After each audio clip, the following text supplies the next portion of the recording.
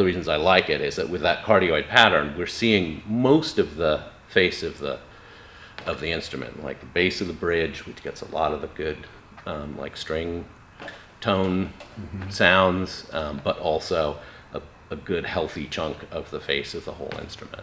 What's going on? It's Jason Heath, and I have been a big fan of Ear Trumpet Labs and their Nadine microphone ever since discovering it a few years ago. I put out a side-by-side comparison of this mic and some other products, which got a lot of attention. I will link up to that here. And I've been talking with Philip Graham and the team about doing a workshop tour sometime when I was visiting Portland, Oregon. That's where they're located. I was there recently and got a chance to go behind the scenes and learn about microphones, this microphone, what makes it tick, how's it built, and much more. Really hope you enjoy.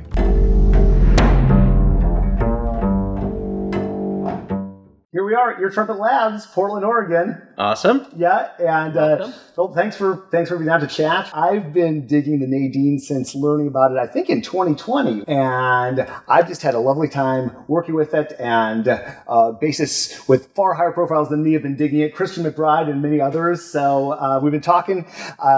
It's been a few years since the idea came up, but it's so great to be here in person, actually digging into all this, so yeah. Welcome.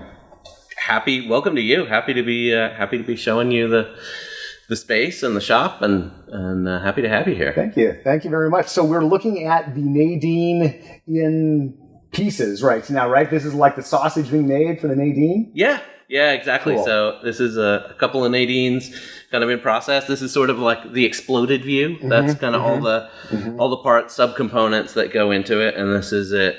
Pretty much built just short of getting closed up. So you can kind of see how it all goes together. This is the capsule, as if you're unfamiliar with it. That's a condenser capsule. All the circuitry, we hand populate and solder all here in the shop ourselves. This is really kind of the heart of the circuit. There's a JFET there, which does the real work of converting what the capsule hears and that little electrical signal that's generated by the capsule into a workable signal that the whole rest of the chain can hear and work with. And so those are all individually biased, which means we plug it into a special test jig, look at it on an oscilloscope, look at the distortion characteristics it has, and dial in the exact right values of these resistors that pair with it to set its operating point. So it's just got the sweetest tone and the highest headroom that we can get out of that component. So each individual one is tuned like that. And then that is mounted in the finished product. So over here you can kind of see it's mounted directly onto the capsule because you want that connection to be as short as possible. It's a high impedance connection that really needs to be short. Then, the rest of this is mostly, it's our plumbing pipe and bearing stock and, just little bits and bobs that we've all made. The head is made from a section of plumbing pipe, and then this screening that we press in a shaping press to the right shape, and then poke through and attach all the other little bits, and then they kind of all come together. This one is mostly assembled, so you can see with the board soldered in place, that'll get some shrink wrap over it and go into the body. And then the head will get closed up with a couple of screws and all close up like that. With the washer, that is kind of the magic, the secret sauce in the whole thing of just the washer with the groove in it that pops between the strings. We do, obviously our designs are around kind of repurposed parts, a lot of them. We do all of the work here in the shop, everything except making the actual capsule.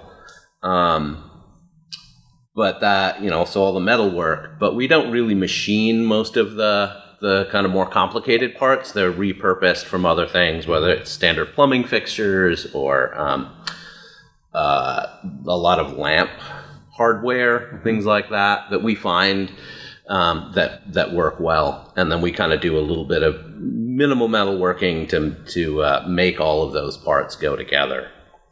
And it's this heirloom microphone. I forget the exact wording that you use, but it really is this cool thing that you can see being in your life for a long time. And I love the look of it. I like the way it looks on my bass too. And it's just it's something that probably will be with you in your toolkit for a long time if they're going up. They're pleasingly solid. Yeah, I think yeah. once you get hold of one and have it in your hand, I think you feel how solid the construction is, and that's definitely our intention with all the mics that we make. We have a full lifetime warranty. It's not registered or anything. It's just like, as long as you have one of our mics wherever you got it from, if anything goes wrong with it and we can fix it, we will. Well, I learned that the hilarious way. I thought there was something wrong with my Nadine, and I actually sent it back, and you're like, nope, it's fine. I was like, and it's the cord. User error. So I can give you firsthand testament to that. We're trying to get better at walking people through diagnostics on what it is, because it really is more than half the time, anything that we get back, it ends up being some other piece. Well, it's something that I've noticed right off the bat when I plugged it in and I started recording is that, so many recording like bass amplification options color the sound in some way. Whether you get this very ampy tone from certain piezo pickups, or just this way. And the sound, and I think Christian McBride on your website says it's a very similar thing on the video. It's like the sound that he hears out of the bass, or I hear out of my bass, is the sound that you were hearing out of the Nadine, just more of it. Isn't that what we're looking for as bass players by and large? Yeah, it's definitely what I'm looking for. It made me so happy to hear him say it that way, because that's absolutely what I'm shooting for, and what I have been in, kind of all of the mics that we do. Because we started off doing a lot of mics for a lot of other purposes, all acoustic music generally, and a lot of other models for different things. But to hear, to come up with one for the bass, a mountable mic for the bass that has that conveys that, makes me feel really good. That bass players feel that about it. That's been the most gratifying thing about it for me, is like how happy bass players have been with it. They seem to be like actually happy with this, with their live tone.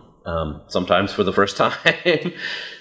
It's a huge compromise. I mean, it's a really tough project, like amplifying an acoustic bass, in a live setting. It's a really hard problem. Yeah. And so I correct me if I'm wrong, but like large diaphragm condenser microphone, I think, oh goodness, like feedback is something that I think, but like you go through the testimonials on the website, and there are people playing in all sorts of situations that one might fear feedback, and it seems to be working. So what magic have you found with that? It's not, there's not really any magic. And we also, I wouldn't claim to have totally vanquished any issues of feedback. Like, that's going to be there anytime you're using a microphone in a live setting. Anytime. It's always the possibility, anytime the microphone can hear any of the reproduced sound, it's always there as a possible issue. From my point of view, it's like a combination of the particular capsule I use and the design in the head basket, which is, it's the same issues I've been dealing with in other microphones that I've been making, which again are mostly, they're all condenser mics, but they're mostly geared towards making things usable in a live setting, which always means like trying to reduce feedback as much as possible. And that's just, I've always designed for as even frequency response as possible around the pickup pattern that the mic has, so it doesn't have sort of weird sensitivities in certain frequencies, in certain off directions. It's a combination of that and just that mounting position on the bass, just getting the mic as close as you kind of practically can. That's kind of the biggest things. There are still, there are definitely lots of things that can still come up. One of the big ones with the bass is that you can get reflections off the face of that instrument. And that's a tough thing that really the player just kind of has to be aware of, like what they're pointing towards. So it's just angling and just using some spatial awareness of like just what's going on around you. Okay. Exactly. Okay. Yeah, and there's not that much that I can do about that.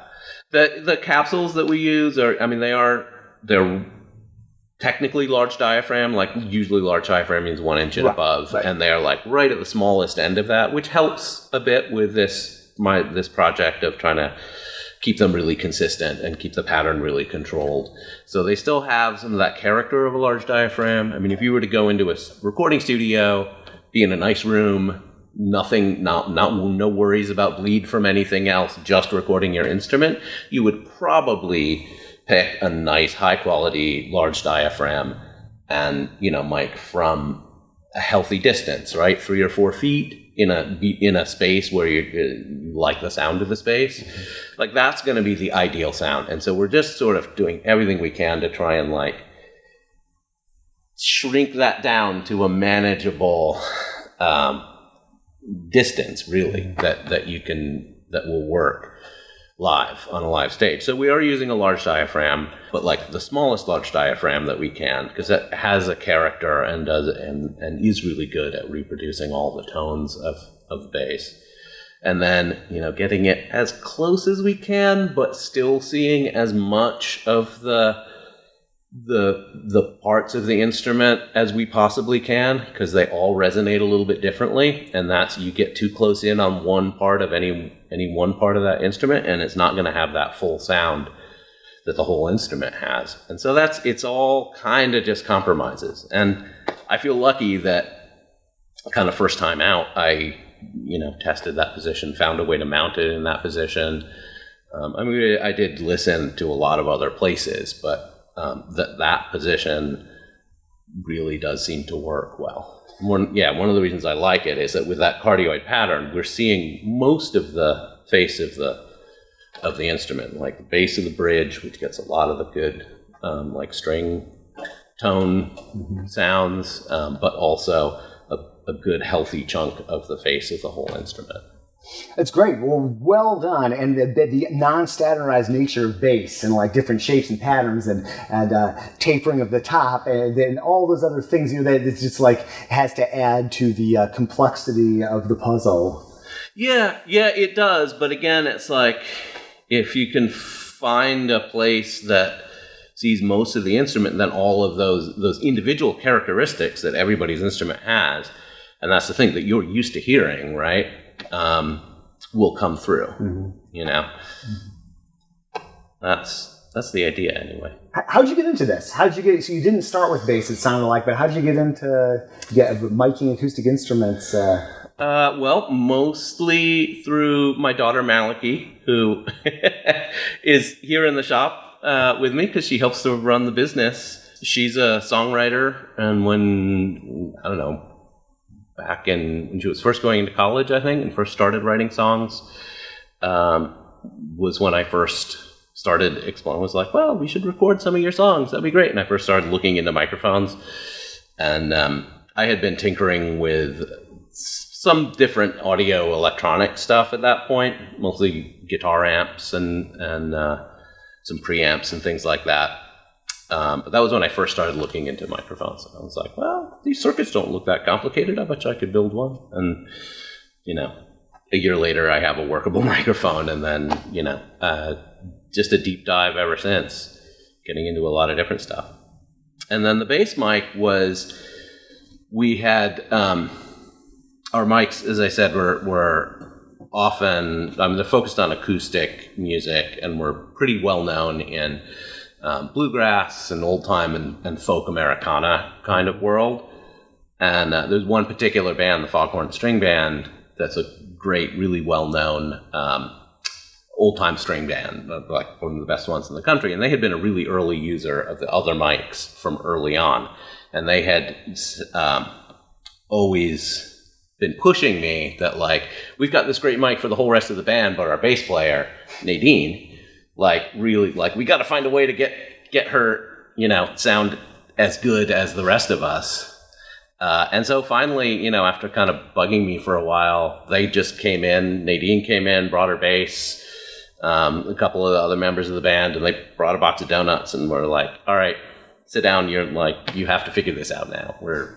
And that was just the push that I needed. So there's the name. There's where the name came from. Yeah. I love it. Nadine Landry. I love it. Well, I love that some of my favorite bass players are using it. I think Daniel Kimbrough's been using it. From early on, yeah.